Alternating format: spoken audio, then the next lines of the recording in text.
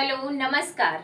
एक बार फिर से सोनी मिश्रा आप सभी के सामने उपस्थित हुई हैं आधुनिक व्याकरण लेके। आधुनिक व्याकरण, ध्यान दीजिए दोस्तों, हमारा जो विषय होता है, हम जब भी किसी विषय पे व्याकरण के किसी भी टॉपिक पे हम आपसे बात करते हैं तो उसमें हम ये क्यों लाते हैं, ये जो यहाँ पे आपको स्क्रीन में दिख रहा है आधुनिक हिंदी व्याकरण। आधुनिक हिंदी व्याकरण हम बच्चों इसलिए लेके आते हैं क्योंकि हम चाहते हैं कि आप आज के दौर के तरीके से व्याकरण सीखो। आपके पास इतना टाइम नहीं है कि हर एक कॉन्सेप्ट को बहुत टाइम दे सके और उस पर बहुत ज्यादा अध्ययन कर सके। इसलिए आज के दौर में कम समय में हम किस तरह से कौन सा टॉपिक सीखेंगे, इसके लिए मैं यहाँ पे हमारा जो यहाँ पे टॉपिक का नाम रहता है, हमेशा रहता है आधुनिक हिंदी व्याकरण शिक्षण। यानी जो भी हम शिक्षण करेंगे, जो भी हम सीखेंगे, वो किस तरह से सीखेंगे। आज का जो दौर चल रहा है, जो आधुनिक परिस्थिति जो चल रही है, आधुनिक माहौल जो है, जो काल चल रहा है, आधुनिक काल का मतलब होता है प्रेजेंट। यानी प्रेजेंट जो चल रहा है, इस दौर में हमें किस तरह से व्याकरण के कॉन्सेप्ट को सीखना है, कैसे समझना है और कैसे उसको क्लियर करना है, ताकि आप किसी भी कंपटीशन के लिए तैयार हो जाइए। तो चलिए बच्चों, आज फिर से सोनी मिश्रा आप सभी के सामने हाजिर है और वो चाहती है कि हमारे बच्चे जो भी कॉन्सेप्ट सीखे पूरे दिल से। तो आओ सीखे। सीखना तो जरूरी है, लेकिन कैसे सीखना है, मगर दिल से सीखना हमारे लिए बहुत जरूरी है। क्यों ऐसा जरूरी है? क्योंकि दिल से सीखी हुई चीजें कभी हमारे दिमाग से बाहर नहीं जाती है। जबरदस्ती सीखना और दिल से सीखना, दोनों में अंतर है। तो हमारा यही कोशिश हमेशा रहता है कि आप लोग जो भी सीखो दिल से सीखे, मगर दिल से। तो चलिए, आज का जो हमारा विषय है, उस विषय का नाम है संधि। आप लोगों की इतनी रिक्वायरमेंट, इतनी रिक्वेस्ट करने के बाद आज हम आपके सामने संधि लेके आए। बहुत सारे बच्चों को इसको जरूरत थी कि मैम जल्दी से जल्दी संधि पढ़ा दीजिए, रस पढ़ा दीजिए। तो बच्चों, हमारी पूरी कोशिश है कि आपके रिक्वायरमेंट को हम पूरा कर सके, लेकिन उसके पीछे हमारी कुछ उम्मीदें भी है। ऐसा नहीं कि हम सिर्फ अपना बोलेंगे कि नहीं हम आपके लिए सब रेडी करेंगे, लेकिन हमारी उम्मीद बहुत छोटी सी, बहुत सरल सी है। आप एक लाइक करते रहिए, कमेंट करते रहिए और हमें बताते रहिए कि आपको हमारा कॉन्सेप्ट कैसा लग रहा है। जो भी हम आपको सिखा रहे हैं, अध्ययन करवा रहे हैं, उसके पीछे हमारा सिर्फ एक ही कारण है कि क्या मेरी टीचिंग आप सभी को पसंद आ रही है। अगर पसंद आ रही है तो कमेंट करिए, अच्छे कमेंट करिए, और नहीं पसंद आ रहे तो कमेंट के जरिए हमें ये भी बताइए कि यहाँ पे आपकी सिखाई गई चीजें क्लियर नहीं है। और लाइक तो अवश्य करिए बच्चों। हम चाहते हैं कि आपके लाइक की हमें बहुत जरूरत है, क्योंकि हमारा वीडियो का जो उत्साह है हमेशा वही रहता है। तो चलिए, आज फिर हम अपने विषय पे आते हैं। हमारा विषय है संधि। जो हम आधुनिक व्याकरण, यहाँ पे ध्यान दीजिए दोस्तों कि आधुनिक व्याकरण शिक्षण किस तरह से हमें करना है, ताकि वो हमारे दिल में, हमारे मन में बैठ जाए और उसके प्रति हमारी जो लगन है, हमारी जो इच्छाएं हैं, बढ़ती रहे। ऐसा ना हो, कभी कभी क्या होता है दोस्तों, हमने बहुत देखा है कि सारे बच्चे क्या करते हैं, 100% बच्चों में से 50% बच्चे इस चीज से, ग्रामर से भागते हैं। उनको लगता है कि ये बहुत कठिन है, उसको समझना आसान नहीं है, तो इसलिए ग्रामर से दूर रहना चाहते हैं। सोचते हैं कि कभी एग्जाम आएगा तो नजदीक आएगा तो ऐसे हम ग्रामर पढ़ लेंगे। लेकिन बेटा, हिंदी सीखना यानी ये हमारा बेस है। अगर हमने व्याकरण को ठीक से सीख लिया तो हिंदी में कुछ भी नहीं है, सारी चीजें अपने आप क्लियर हो जाती है। तो जो यहाँ पे मेरा कॉन्सेप्ट है कि किस तरह से मैं आप लोगों को ये टॉपिक जो है संधि, जो हमारा आज का विषय है संधि, उस संधि को हम कैसे सिखाएंगे। तो पहला जो है हमारा आधुनिक व्याकरण है, यानी हम आपके काल को ध्यान में रखते हुए, आप इस समय को ध्यान में रखते हुए मैंने इसको क्या किया है, अलग अलग भागों में बांट दिया। तो सबसे पहले हम क्या करेंगे, सृजन हमने किया है, उसके बाद है गतिविधि यानी एक्टिविटी। जैसा मैंने आपको हर बार बताया है कि एक्टिविटी के माध्यम से अगर हम कोई चीजें सीखते हैं बच्चों, तो उसे हमें सीखने में आसानी होती है। तो एक्टिविटी के माध्यम से मैं आपको जो भी टॉपिक ग्रामर का होगा उसी तरह से मैं सिखाने की कोशिश करूंगी। और मेरी पूरी उम्मीद है, पूरा विश्वास करके मैं यहाँ पे आती हूँ कि मैं जो भी सिखाऊं आप सभी को समझ में आए। और उसके बाद हमारा इंट्रोडक्शन होगा। इंट्रोडक्शन यानी क्या है संधि, किसे कहते हैं, उसकी परिभाषा क्या होती है, और संधि और समास में अंतर क्या है। देखिए बेटा, समास और संधि ना बहुत सिमिलर है, उसमें सिर्फ थोड़ी ही चीजें हैं जो अलग अलग है, जो अंतर है दोनों में, तो हम कहीं ना कहीं इस चीज को लेके कंफ्यूज हो जाते हैं। तो यहाँ पे मैं आपको वो भी बताने वाली हूँ कि संधि में क्या, संधि किसे कहते हैं और समास किसे कहते हैं, दोनों में क्या डिफरेंसेस है, क्या अंतर है। फिर उसके बाद आपका विषय विस्तार किया जाएगा, डेफिनेशन बताया जाएगा, और उसके बाद उसके कितने प्रकार होते हैं। ध्यान दीजिए बच्चों, सबसे पहले हम क्या सीखते हैं, डेफिनेशन सीखते हैं, परिभाषा सीखते हैं, उसके बाद हम उसके प्रकार सीखते हैं। फिर वो प्रकार को हम एग्जाम्पल के द्वारा आपको बताएंगे कि किस तरह से हम पहचानेंगे कि स्वर संधि है, यड़ संधि है, विसर्ग संधि है या दीर्घ संधि है। जो भी संधि के प्रकार है उसके द्वारा हम आपको, फिर हमारा जो नेक्स्ट होगा वो होगा पुनरावृत्ति, फिर अभ्यास पत्र। इस तरह से आज का हमारा टॉपिक हम शुरू करते हैं। तो चलिए, आज हमारा जो विषय है उस विषय का नाम है संधि।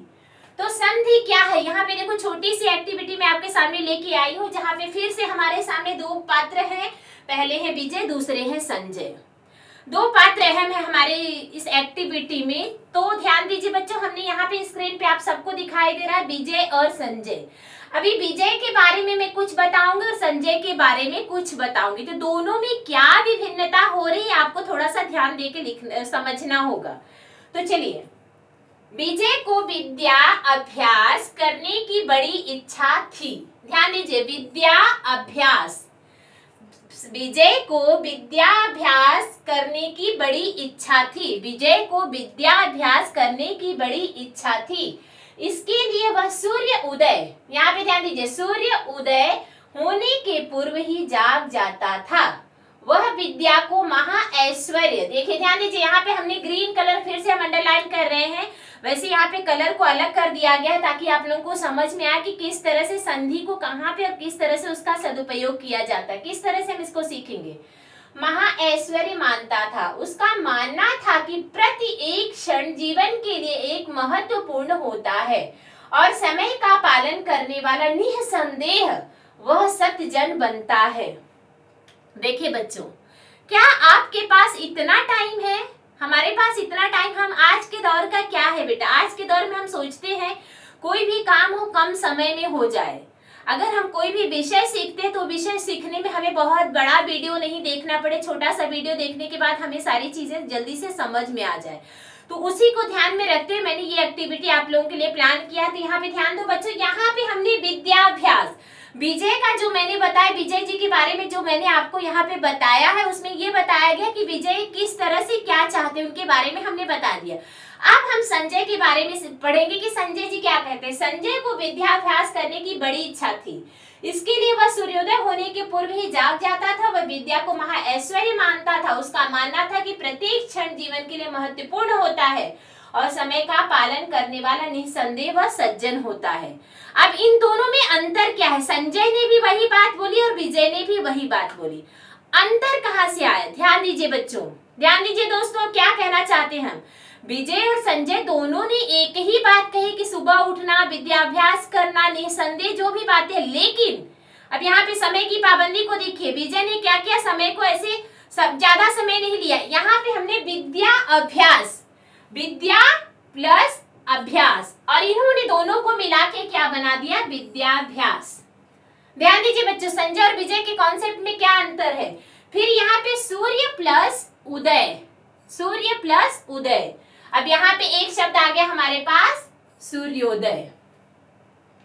फिर यहाँ पे देखिए महा ऐश्वर्य, महा प्लस ऐश्वर्य, यहाँ पे क्या आ गया, महेश्वर्य। फिर दूसरा शब्द देखिए यहाँ पे प्रति प्लस एक, यहां बन गया प्रत्येक। फिर देखिए निह प्लस संदेह, ये बन गया निसंदेह। सत प्लस जन, ये बन गया सत सज्जन।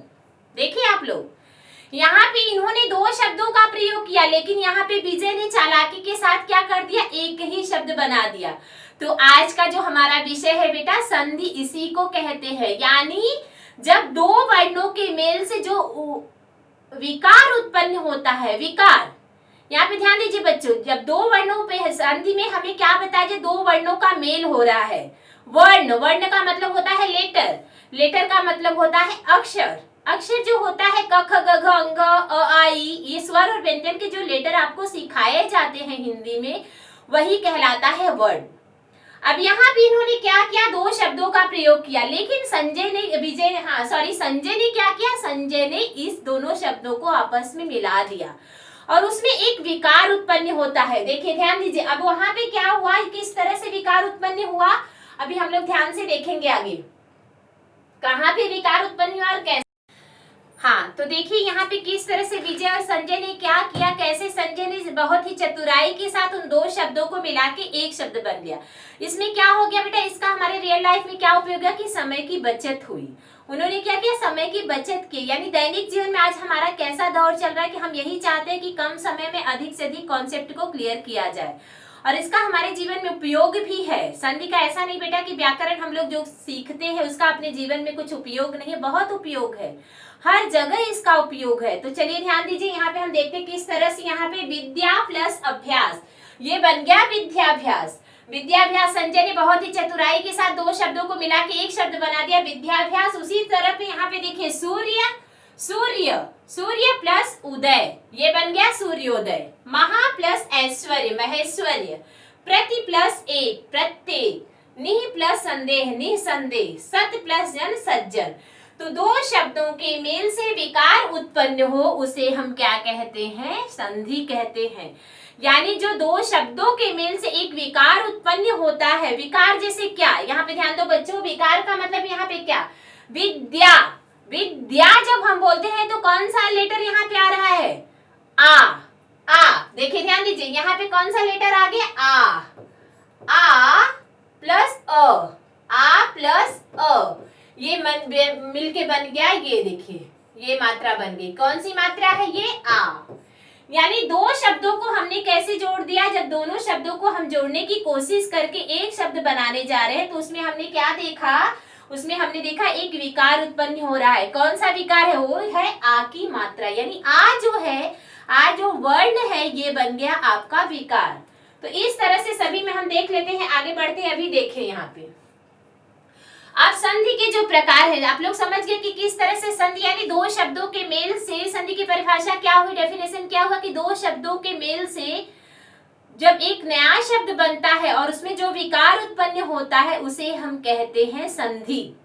ध्यान दीजिए बच्चों, लेकिन अगर यही चीज हम समास में सीखते तो दो शब्दों के मेल से एक नया शब्द बनता है लेकिन उसमें कोई विकार उत्पन्न नहीं होता है। डिफरेंस, अंतर जो है संधि और समास में यही है कि यहाँ पे संधि में जो है क्या होता है, विकार उत्पन्न होता है और समास में विकार उत्पन्न नहीं होता है। तो ध्यान दीजिए यहाँ पे आप लोग कि क्या होती है संधि और संधि के कितने प्रकार हैं। तो आप सभी को समझ में आ गया कि जब दो शब्दों के मेल से एक नया शब्द बनता है तो उसमें एक विकार उत्पन्न होता है, उसे हम कहते हैं संधि।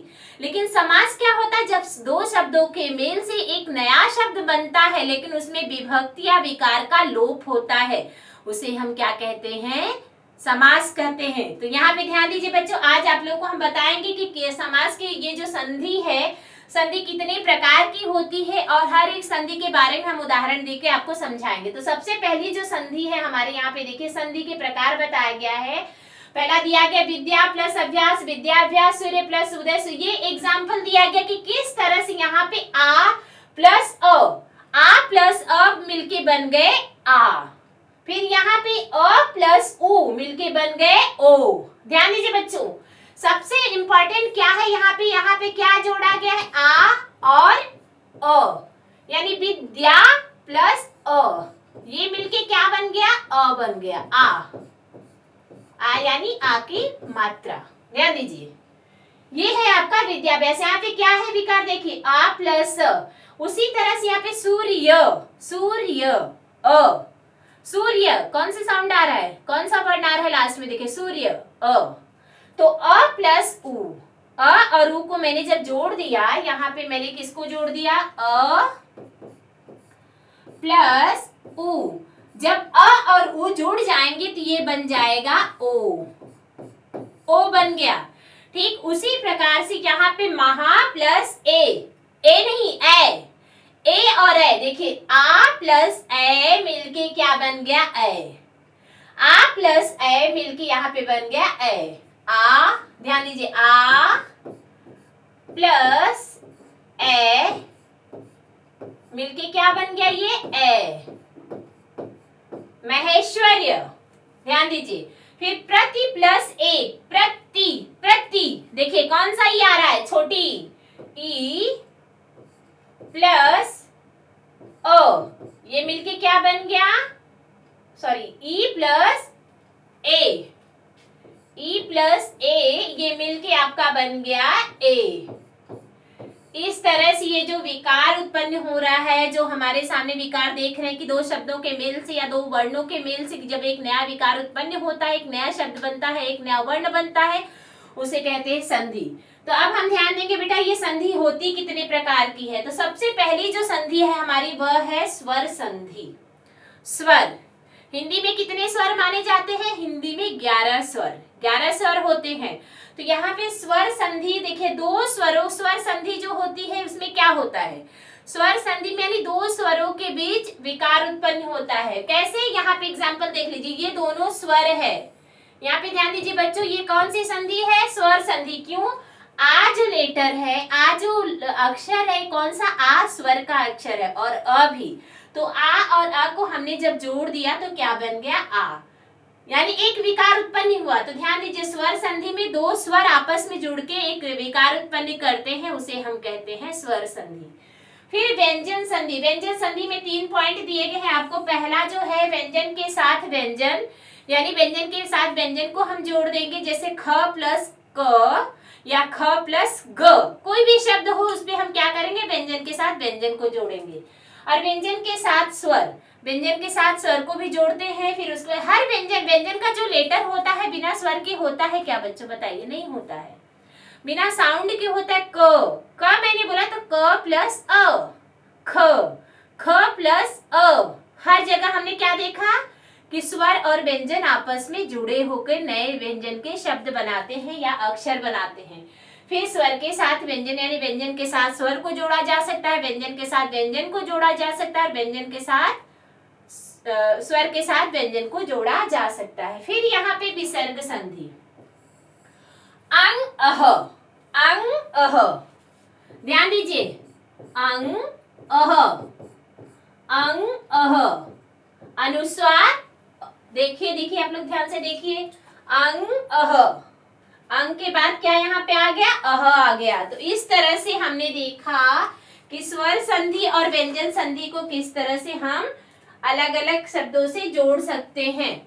तो चलिए आगे बढ़ते हैं, बड़ा श, इस तरह से व्यंजन के साथ हम व्यंजन को जोड़ेंगे, व्यंजन संधि हो गई। अब हमारा जो लास्ट पॉइंट है विसर्ग संधि। 3 प्रकार बताए गए संधि के, स्वर संधि, व्यंजन संधि और विसर्ग संधि। तो ये विसर्ग संधि के एक साथ क्या होता है, विसर्ग संधि देखिए आप लोग, अंग अह मैंने बताया था, अनुसार और अनुनासिक। तो देखिए निह प्लस उत्तर, निरुत्तर, अह प्लस उ, ये विसर्ग है, ये देखिए विसर्ग है, अह प्लस उ, रू। फिर उसके बाद निह प्लस भय, अह प्लस भय, अह प्लस भय, ये बन गया र। देखिए ध्यान दीजिए किस तरह से परिवर्तित हो रहा है, कैसे विसर्ग के साथ जब हम नया लेटर वर्ण का जोड़ते हैं, स्वर का जोड़ देते हैं, तो एक नए शब्द की उत्पत्ति होती है, एक नया शब्द बनता है। तो ये सब चीजें जो है बच्चों आपको ध्यान में रखना है और बार बार प्रैक्टिस करना है। देखिए यहाँ पे स्वर संधि के प्रकार, अब हमारा पहले हमने क्या सीखा, पहले हमने सीखा कि संधि के 3 प्रकार होते हैं, स्वर संधि, व्यंजन संधि और विसर्ग संधि। अब ये स्वर संधि कितने प्रकार की होती है इसमें हम लोग ध्यान देते हैं कि स्वर संधि जो भी हमने सीखा, स्वर संधि के कितने प्रकार हैं। तो ध्यान दीजिए यहाँ पे विद्या, फिर से वही एग्जांपल आपको दिया गया है। तो संधि करते समय अगर अ आ के साथ अ आ हो तो, ध्यान दीजिए संधि करते समय अगर अ आ के साथ अ आ हो तो आ बनता है, यानी अ प्लस आ, अ प्लस आ जब भी जुड़ेगा तो ये क्या बनाएगा, कौन सा चीज बनाएगा, ये बनाएगा आ बनाएगा। जब भी अ और आ जुड़ेगा और या आ प्लस अ जुड़ेगा तो ये क्या बनेगा, आ बनेगा। फिर जब ई और ई, ध्यान दीजिए जब ई छोटी और बड़ी के साथ छोटी बड़ी हो तो ई बनता है, यहाँ पे हमने ये देखा। फिर उसके बाद अगर छोटी ई प्लस बड़ी ई, अगर ये दोनों मिलेंगे तो क्या, किसकी गुणता होगी, बड़ी ई की, यानी इधर से जोड़ा जाए या इधर से जोड़ा जाए, दोनों परिस्थिति में क्या होगा बच्चों? दोस्तों ध्यान दो, बहुत ही इंपॉर्टेंट पॉइंट है ये कि जब हम अ को आ से जोड़े या आ को अ से जोड़े तो भी आ बनेगा, या छोटी ई को बड़ी ई से जोड़े तो भी बड़ी ई बनेगी, या बड़ी ई को छोटी ई से जोड़े तो भी बड़ी ई बनेगी। बहुत क्लियर है ये, आप लोगों को समझ में आ जाना चाहिए। फिर वहां पे देखिए छोटा ऊ प्लस बड़ा ऊ, छोटा ऊ प्लस बड़ा ऊ को जब ऊ बनता है, जब ऐसा होता है तो हम उसे दीर्घ संधि कहते हैं। यानी जब छोटा ऊ और बड़ा ऊ को मिला के जब हम एक नया बड़ा ऊ बनता है, यानी छोटा ऊ, ध्यान दीजिए, ऊ प्लस ऊ, यानी हर जगह हमने तीनों में क्या देखा? हमने तीनों में ये देखा कि स्वर का जो बड़ा लेटर है आ और छोटे लेटर को जब हमने जोड़ा तो बड़ा लेटर ही बनता है। छोटे लेटर और बड़े लेटर में कौन सा लेटर बन रहा है? दोनों मिला के बड़ा लेटर। तो यहाँ भी वही है, वही चीजें बताई जा रही है। ये बड़ा लेटर बनता है और इसको हम कहते हैं दीर्घ संधि। यानी जो दीर्घ मतलब होता है बड़ा, लघु मतलब होता है छोटा। दीर्घ मतलब क्या होता है? बड़ा होता है, और लघु मतलब होता है छोटा। तो यहाँ पे कौन सी नया विकार कौन सा उत्पन्न हो रहा है? बड़ा या छोटा? विकार जो उत्पन्न हो रहा है वो है बड़ा विकार उत्पन्न हो रहा है, इसलिए क्या कहलाएगा? ये दीर्घ संधि कहलाएगी। तो चलिए आगे बढ़ते हैं, देखते हैं कि ये कितने प्रकार की, फिर से हमें वही एग्जाम्पल बताया गया। यहाँ पे देखिए दूसरी चीजें बताई गई है। स्वर संधि के जो प्रकार है, देखिए अब हमारे पास आ गया महा प्लस उत्सव। महा प्लस उत्सव, अ और आ के साथ ई और ई हो तो ए बनता है। ध्यान दीजिए बच्चों, अगर अ के साथ ई हो, चाहे छोटी ई हो चाहे बड़ी ई हो, अ के साथ, तो क्या बनेगा? ए। ध्यान दीजिए, अ के साथ अ प्लस ई, ये दोनों मिलके क्या बनाएंगे? ए बनाएंगे। और ये हो गया फर्स्ट पॉइंट। दूसरा पॉइंट है अ प्लस या आ प्लस बड़ी होगा तो भी ऐसी भी परिस्थिति में क्या बनेगा? ए बनेगा। यानी एक बड़ा जो है मिलके ई को अ और ई मिलेगा तो भी ए बनेगा, और आ ई मिलेगा तो भी ए क्या बनेगा? ए ही बनता है। तो जब संधि करते समय अ आ के साथ ई हो तो ए बनता है, जब अ आ के साथ उ हो तो ओ बनता है। ध्यान दीजिए, इसी बन गया ओ, और उसके बाद यहाँ पे हम ध्यान देंगे, एक मिनट बता रहे हम आपको किस तरह से। अब देखिए यहाँ पे हमारा नेक्स्ट पॉइंट बताया गया अ आ के साथ उ, अ प्लस उ। ध्यान दीजिए बच्चों, ये मिलके क्या बन रहा है? ये मिलके बनेगा आपको ओ बन गया ए, अब ये बन गया ओ। चाहे ये आ भी हो, आ प्लस उ, ये भी मिलके बन जाएगा ओ। ए और ओ कैसे बन रहा है? ध्यान दीजिए, ये ध्यान देने योग्य बात है। फिर यहाँ पे हमने पहले क्या किया? अ प्लस ई, यानी ई को जब जोड़ेंगे तो ए बनेगा, लेकिन जब ऊ को जोड़ेंगे तो ओ बन जाता है। ए यू ओ, ध्यान दीजिए, जैसे भी सिंपल सीख सकते हो। ए यू इंग्लिश में जब हम पढ़ते ए यू, ए मतलब अ और यू मतलब ऊ, ठीक है। ए यू मिलके क्या बनता है? जैसे हमने बोला और, ए यू आर, और ए यू आर, इस तरह से हम क्या करते हैं? और बनाते हैं। वही चीज यहाँ पे हिंदी में बताई गई बेटा, किस तरह से हमें जोड़ना है। फिर उसके बाद जब अ आ के साथ री हो तो अर बनता है। अ प्लस री, ये क्या बन जाएगा? अर। ये नए शब्द का निर्माण हो गया अर। यानी री को अगर हम किसी भी स्वर के लेटर के साथ जोड़ेंगे, अ के साथ जोड़े चाहे आ के साथ जोड़े तो अर बनता है, और ये कहलाता है गुण संधि। पहले हमने क्या पढ़ा? दीर्घ संधि। अब ये हमने क्या पढ़ा? गुण संधि। यानी हमें जो बताया गया है स्वर संधि के जो प्रकार है, उसमें पहला प्रकार हो गया, क्या हो गया? दीर्घ संधि, और दूसरा हो गया, यहाँ पे देखिए दूसरा संधि का जो नाम है उसका नाम है गुण संधि। यानी ये नया गुण दिखा रहा है, नया टैलेंट है इसके अंदर कि जब हम दो शब्दों को जोड़ रहे, दो लेटर को जोड़ रहे, सॉरी शब्दों ने बल्कि बेटा अक्षर को जोड़ रहे, दो अक्षर को जब हम यहाँ पे जोड़ रहे हैं तो नए अक्षर का निर्माण हो रहा है, नया लेटर हमारे पास आ रहा है। तो ये इसका क्या हो गया? गुण हो गया। ठीक है, ये क्या हो गया? गुण। वहां पे मैंने क्या दिखा? वहां पे दीर्घ मतलब जब हम छोटे को बड़े से जोड़ रहे हैं तो भी बड़ा बन रहा है। देखिए अ प्लस आ बन गया, अ प्लस ई बड़ी, सॉरी ई प्लस ई बड़ी, यानी वहां पे क्या हो रहा है, दीर्घ संधि।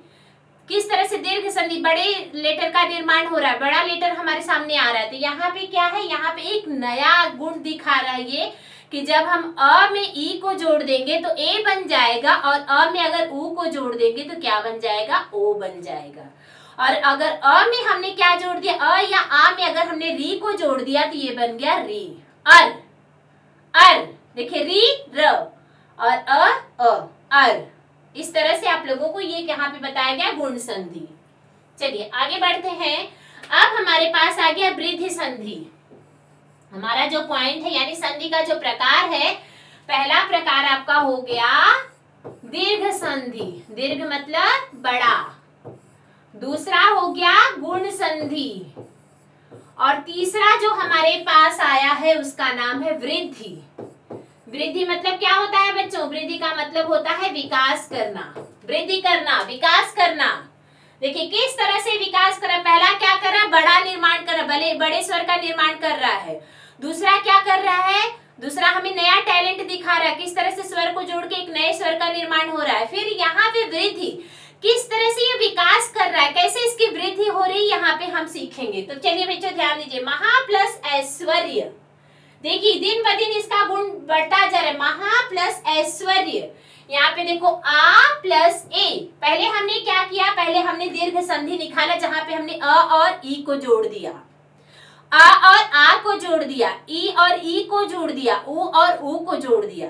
फिर उसके बाद गुण में हमने देखा कि अ और ई को मिला दिया तो ए बन गया, फिर अ और ऊ को मिला दिया तो ओ बन गया, नए लेटर का निर्माण हुआ। अब ये प्रक्रिया बढ़ती जाएगी, अब हमारे पास ओ कहां से आएगा, ए कहां से, अभी हमने ए और ए, हमने आ पढ़े आप लोग, फिर उसके बाद ई पढ़े, ई जिसमें समय ज्यादा लग रहा है, दीर्घ समय लग रहा है, ज्यादा समय लग रहा है, उसको ज्यादा टाइम हम लगा रहे, ई। देखिए ई उ, यानी ये जो जहां पे ज्यादा समय लग रहा है उसे हम क्या कहेंगे, दीर्घ संधि कहेंगे। समय की वहां पे आ हो गया, ई हो गया, ऊ हो गया। अब यहाँ पे हमने गुण में बताया ए और ओ, ए और ओ। अब हमारे पास स्वर का कौन सा वर्ण बचा हुआ है, ए और ओ, ए और ओ, सॉरी ओ नहीं, ओ, ओ ओ। तो किस तरह से ओ और आ हमें प्राप्त होगा, ध्यान दीजिए। आ प्लस ए में जब हम जोड़ दें आ और ए को जोड़ देंगे तो क्या बन गया, ए। आ प्लस ओ को जोड़ देंगे तो ये बन जाएगा ओ, अ प्लस ओ को जोड़ देंगे तो ओ, यानी वही चीजें हैं बेटा, जहां पे हमने ए पाया, ए को हमने यहाँ पे ए को जोड़ दिया, आ में ए को जोड़ दिया तो ए ही बनेगा, आ में ओ को जोड़ दिया तो ओ बन जाएगा। ध्यान दीजिए, आ प्लस ओ, आ प्लस ओ, आ प्लस ओ। इस तरह से ये हो गया हमारा वृद्धि संधि। वृद्धि हो गई, उसमें थोड़ा परिवर्तन आ गया, वृद्धि हो गई है, तो ये हो गया आपका वृद्धि संधि। अब हमारा जो पॉइंट है ये है यर्ण संधि। यर्ण संधि कैसे बनेगा, ध्यान दीजिए। पहला हो गया आपका दीर्घ संधि, गुण संधि, वृद्धि संधि, और ये हो गया यर्ण संधि। यर्ण संधि कैसे बन रहा है, ध्यान दीजिए आप लोग। यर्ण संधि, यर्ण संधि जब संधि करते समय ई के साथ कोई अन्य स्वर हो तो यह बन जाता है। ई के साथ कोई अन्य स्वर हो तो क्या बन जाता है, यह बन जाता है। जब उ के साथ कोई अन्य स्वर हो तो वह बन जाता है, य व र ल। ध्यान दीजिए, र तो हमारे पास ऑलरेडी आ चुका है, अब बचा क्या, य। किस तरह से, यहाँ पे ध्यान दीजिए आप लोग, अत्याधिक, अत्याधिक, अत्याधिक, अत्यधिक, अत्यधिक, ई, अत्य, अति, अति, यहाँ पे आ गया ई, अ प्लस अ, और ये बना क्या दिया, ये बना दिया य। ध्यान दीजिए दोस्तों, ये दोनों में ई और ई, अ मिलके बन गया य। फिर प्रति, ई प्लस अ मिलके बन गया य। प्रति प्लस आघात, प्रति प्लस आघात, यहाँ पे क्या हो रहा है, देखिए यहाँ पे हो रहा है ई प्लस आ, ये मिलके बन गया या। देख रहे हैं आपने किस तरह से, आ हो गया तो या हो गया, अगर अ है तो य है, आ है तो या, और य है तो य। फिर प्रति अति प्लस अंत, ई प्लस अ मिलके बनेगा य, अ ई प्लस आ मिलके बनेगा या। इस तरह से ये हो गया यर्ण संधि। इसमें हमें यही बताया गया है कि जब स्वर के जो लेटर है ई और ई, इसमें जब हम स्वर का दूसरा लेटर जोड़ेंगे तो ये मिलके क्या बन जाएगा, यानी ई में हमने अ को जोड़ दिया, ई में हमने अ को जोड़ दिया तो ये बन गया अ, ध्यान दीजिए। और अगर ई में हमने ई को जोड़ा था तो क्या बना था, ये बना था ई। फिर यहाँ पे स्वर का जो पहला लेटर है अ आ, फर्स्ट लेटर क्या होता है स्वर का अ, दूसरा क्या होता है आ। तो यहाँ पे देखिए आप लोग ई प्लस आ मिलके बन गया या, तो ये कहलाएगी यर्ण संधि। चलिए अब ध्यान दीजिए, यहाँ पे जब संधि करते समय ए ऐ ओ औ के साथ कोई अन्य स्वर हो या ए का अय, ऐ का आय, ओ का औ का आव बन जाता है और ये कहलाता है अयादि संधि। ध्यान दीजिए बच्चों, जब संधि करते समय ए ऐ ओ औ, ए ऐ ओ औ, यहाँ ए ऐ ओ औ के साथ कोई अन्य स्वर हो तो ए का ए, ने प्लस अन, यहाँ पे क्या हो रहा है देखिए, ए प्लस अ, ये मिलके बन गया य, ध्यान दीजिए। फिर नए प्लस ए प्लस अ मिलके क्या बन गया, ध्यान दीजिए, ये भी बन गया आपका य। पो प्लस अन, ओ प्लस यहाँ पे क्या हुआ अ, ये मिलके बन गया अ, सॉरी अ नहीं बनेगा बल्कि व बनेगा, व। इस तरह से हमें ये जो बताया जा रहा है कि किस तरह से यहाँ पे अ, ये प्लस अ जोड़ के य बनेगा, ए प्लस य जोड़ के य बनेगा, ये कहलाती है आपकी अयादि संधि। अयादि संधि तो ये है बेटा आपकी संधि के प्रकार हो गए। पहला प्रकार क्या हो गया हमारा, दीर्घ संधि। स्वर संधि के प्रकार है बच्चों, ध्यान दीजिए, दीर्घ संधि, गुण संधि, तीसरी हो गई वृद्धि संधि, यर्ण संधि और अयादि संधि। अयादि संधि, अयादि संधि, ये स्वर संधि का कॉन्सेप्ट जो था, आज का हमारा कॉन्सेप्ट जो है अयादि संधि तक क्लियर हो गया। अब ध्यान दीजिए, यहाँ पे इस तरह की पुनरावृत्ति आपको दिखेगी, मुख्य बिंदु दिए गए हैं। इस तरह से स्वर संधि के कितने प्रकार होते हैं, 5 प्रकार होते हैं। पहला प्रकार जो होता है दीर्घ संधि होता है, ध्यान दीजिए, दीर्घ संधि। दूसरा हो गया गुण संधि, वृद्धि संधि और यर्ण संधि। अयादि संधि ये हो गए स्वर संधि के मुख्य बिंदु। स्वर संधि की ये मुख्य बिंदु है, स्वर संधि की ये मुख्य प्रकार है। तो हम लोगों ने आज क्या क्या सीखा, सबसे पहले हम लोगों ने जानने की कोशिश किया कि संधि है क्या, संधि किसे कहते हैं, उसकी क्या परिभाषा होती है, संधि के कितने प्रकार हैं।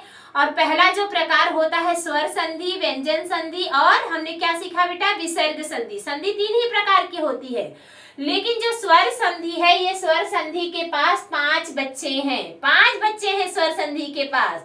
तो ध्यान दीजिए बच्चों, किस तरह से 5 बच्चों के बारे में हम लोगों ने आज सीखा कि पहले जो हो गई दीर्घ संधि, दीर्घ मतलब होता है जहाँ पे ज्यादा अधिक समय लगता है। फिर गुण संधि मतलब नया टैलेंट, कुछ नया गुण करके दोनों जब जुड़ते हैं तो कुछ नई चीजें बनती है। फिर यहाँ पे देखिए वृद्धि संधि, यार उसमें वृद्धि होता है, उसका विकास होता है स्वर का। फिर यर्ण संधि हो गया, यर्ण संधि में हमने वही बताया कि किस तरह से कौन से स्वर को जब स्वर से जोड़ा जाता है तो नए स्वर का निर्माण होता, नए व्यंजन के लेटर का निर्माण होता है, उसे हम कहते हैं यर्ण संधि।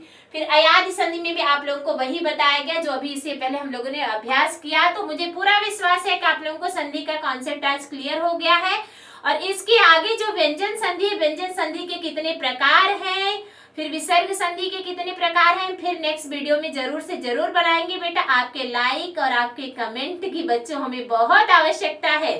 क्यों आवश्यकता है, क्योंकि हर इंसान मोटिवेशन चाहिए उसको। तो मोटिवेट करने वाले कौन है, आप ही हो दोस्तों। अगर आप लोग मोटिवेट नहीं करोगे तो हम वीडियो बनाने में असफल रहेंगे, या कहीं भी हमें ऐसा लगेगा करिए यार हमारे वीडियो तो पसंद नहीं किए जा रहे हैं, हम क्यों इतना वर्क कर रहे हैं, क्यों इतना मेहनत कर रहे हैं। तो हमारी मेहनत के पीछे आप खड़े हो, आपका उत्साह, आपका प्यार ही हमारे नेक्स्ट वीडियो का जरिया होगा। जिस तरह से हम बोले थे, सोनी मिश्रा इसी के साथ आपसे विदाई लेती हैं। फिर से मिलेंगे, फिर से नए टॉपिक, नए विषय, नई जानकारी, नए व्याकरण के अध्ययन करेंगे, नए विषय पे ध्यान देंगे, अध्ययन करेंगे। इस तरह से चलिए, आज का समय यहीं पे खत्म होता है। धन्यवाद।